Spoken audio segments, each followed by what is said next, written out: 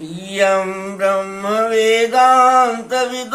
वदन्ति परं प्रधानं पुरुषं तथान्ये विश्वोद्गते कारणम् ईश्वरं वा तस्मै नमो विघ्नविनाशनाय।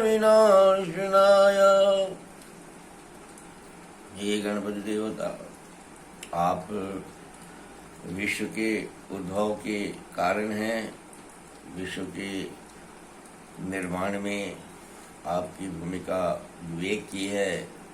आप सतत परिष्कार की जो प्रकृति की जो परिवर्तन की जो शैली है उसके प्रबंधन के प्रबंधक हैं। आप सतत नित्य नवीन बनाने वाले क्रियाकलाप के संचालक हैं। भूत को आप फिर लौट के आने नहीं देते, भविष्य में हमेशा आगे बढ़ते रहते हैं, वर्तमान में आप स्थिर रहते हैं। आपको माता ने इस कार्य के लिए सौंपा है और सृष्टि की रचना के साथ मनुष्य जब धरती पर आया तब से आज तक कितना काल बीत गया किसी को पता नहीं, लेकिन जो इतिहास है, जो मनुष्यों का अभिलेख है, वेद है, उसके अनुसार तो ऐसा लगता है कि आप हमेशा सक्रिय होकर प्रत्येक जीव के साथ प्रत्येक क्षण में प्रत्येक व्यवस्था के अंतर्गत आप मौजूद रहते हैं। शक्ल सूरत में भले आप कभी कृष्ण रहते हैं, कभी राम रहते हैं, कभी कुछ रहते हैं, लेकिन आपकी मौजूदगी हमेशा अनुभूत रहती है। ऐसी स्थिति में मैं आज की स्थिति में भारतवर्ष के लोगों को स्वस्थ बनाने में आपकी कृपा की थोड़ी सी हम याचना करते हैं, प्रार्थना करते हैं, मांग करते हैं कि आप इनमें सिर्फ चेतना भर दीजिए हमारे देश के लोगों में, और ये चेतनता की स्थिति में जब आ जाएंगे तो ये स्वस्थता की बात स्वयं सोच लेंगे, ये प्रज्ञापराधी नहीं होंगे, ये अपने प्रकृति के अनुसार आपकी द्वारा संचालित प्रकृति के अनुसार चलने लगेंगे। प्रकृति से मेल मिलाकर चलने की जब इनको आप प्रेरणा देंगे तो ये बात मान जाएंगे।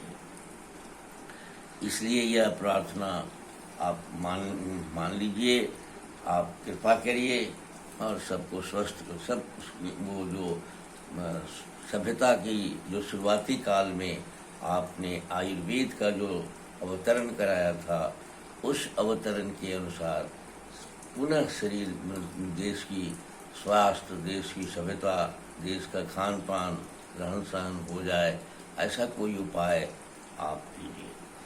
आज उसके बिना अधूरा हो गया है सबका स्वास्थ्य, और स्थिति ऐसी आ गई है कि सब प्रलय की ओर जा रहे हैं।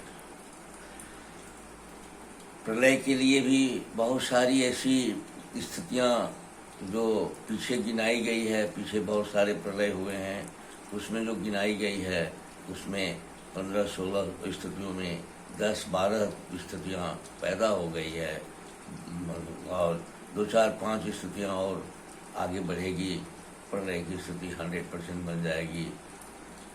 अब ये आपकी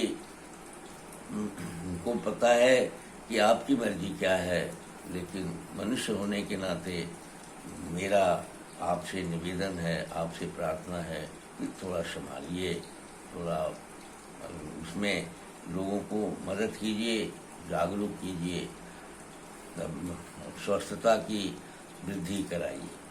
आज पूरा देश इम्यून पावर से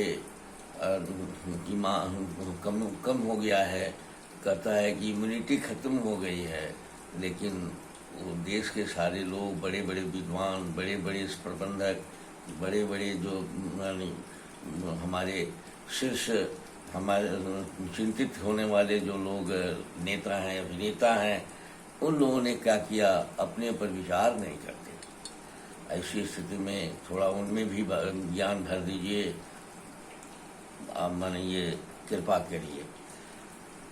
यह मेरा सबके ओर से आपसे प्रार्थना है। मैं श्याम बिहारी तिवारी आयुर्वेद और वेद का उपासक हूँ। मैं आयुर्वेद के अनुसार चाहता हूँ कि हमारे देश की खान पान रहन सहन ज्ञान स्थापित हो जाए। आहार की संस्कृति हमारे देश में आयुर्वेद के अनुसार ही रही है हमेशा। आयुर्वेद चिकित्सा विज्ञान नहीं है, इसमें कहीं संदेह नहीं है।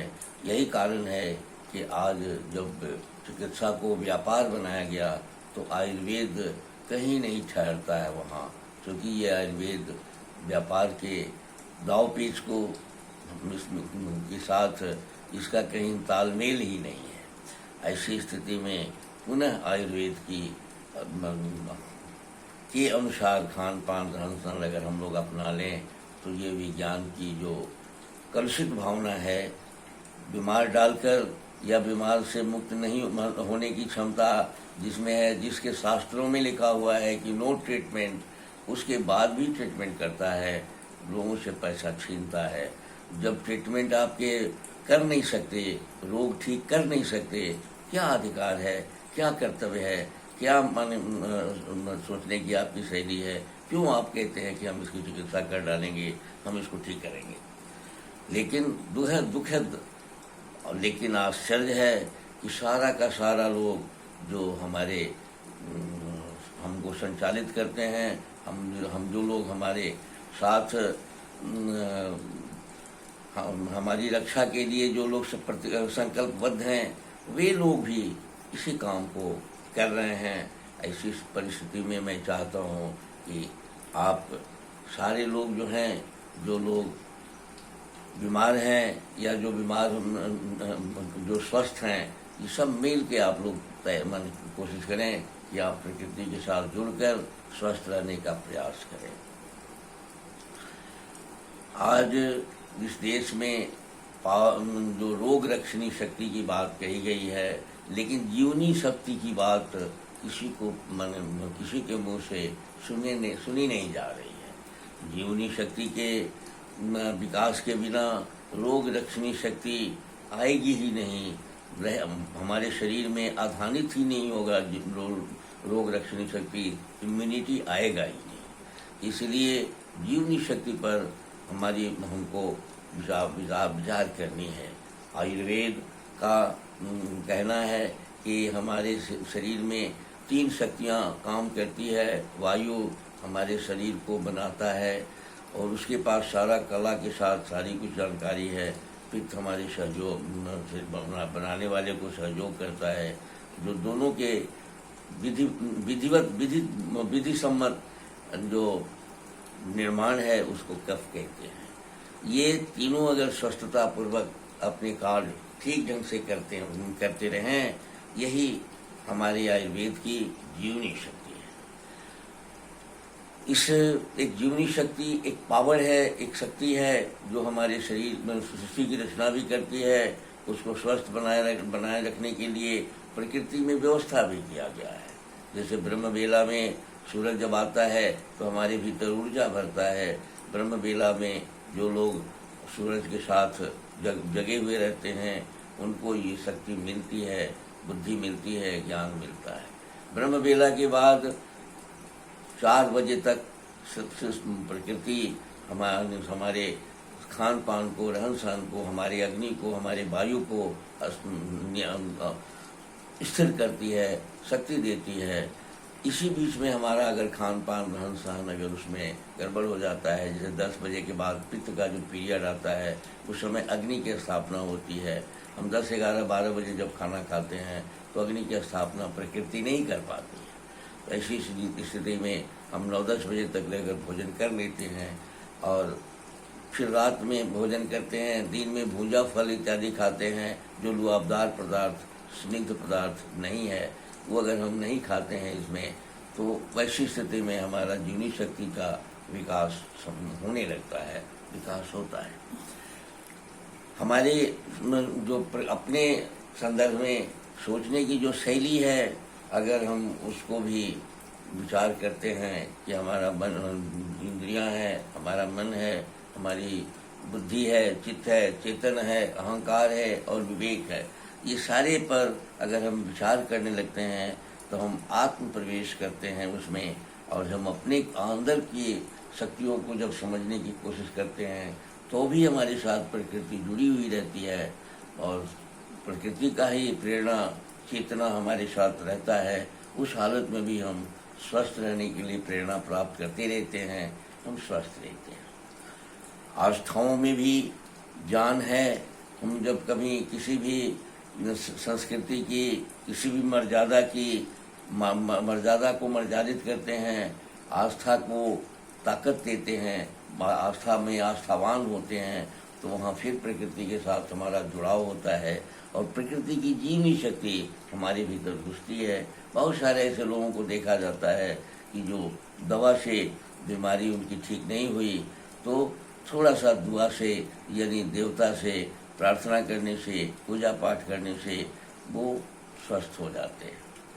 हमारे देश में महामृत्युंजय इत्यादि के जपने की जो प्रक्रिया है वह अक्षरों के माध्यम से कुछ लोगों को स्वयं और कुछ लोगों के माध्यम से जो जप इत्यादि कराई जाती है, तो एक भाव बनाया जाता है कि हम ये अभिष्ट जिस कार्य के लिए हम लोग, जिसके लिए इस कार्य को किया जाता है, महामृत्युंजय जपा जाता है, अगर रोगी स्वयं जपता है तो उसकी कल्याण वो अक्षरों के माध्यम से उसको ताकत मिलती है, जीवनी शक्ति मिलती है, और जीवनी शक्ति मिलती है तो रोग रक्षणी शक्ति स्वतः उसको प्राप्त हो जाता है। ऐसी परिस्थिति में हमें आस्था पर भी विचार करने की जरूरत पड़ती है। हमारी जो श्रम ही ब्रह्म है, हम श्रमहीनता को महत्व देने लगे हैं और श्रम के अतिरिक्त हमको हमारे शरीर को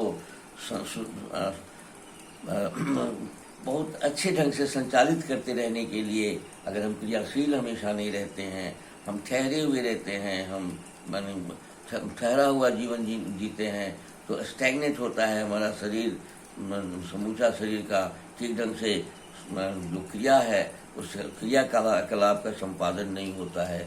ऐसी स्थिति में हमें क्रियाशील भी हमें होना चाहिए।